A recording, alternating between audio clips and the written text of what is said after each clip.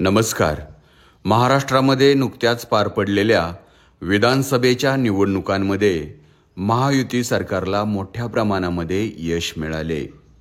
परंतु महाराष्ट्रातील काही भागांमध्ये EVM मशीनवरती घोटाळा झाल्याचा संशय अनेक सोशल माध्यमातून करण्यात येत आहे.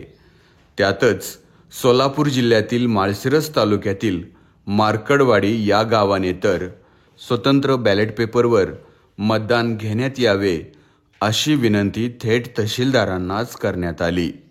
त्यावेळेला गावातील असंख्य नागरिक उपस्थित होते. मार्कडवाडी हे गाव पहिल्यापासूनच उत्तमराव जानकर यांच्या पाठीमागं असल्याचं बोललं जातं. तरी देखील उत्तमराव जानकर यांना खूप कमी मतदान झालेलं आहे.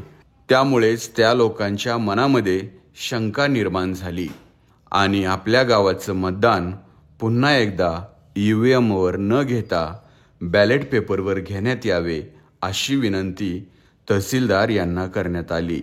तर आपण जाणून घेऊया या संदर्भात गावातील लोक नक्की काय म्हणतात.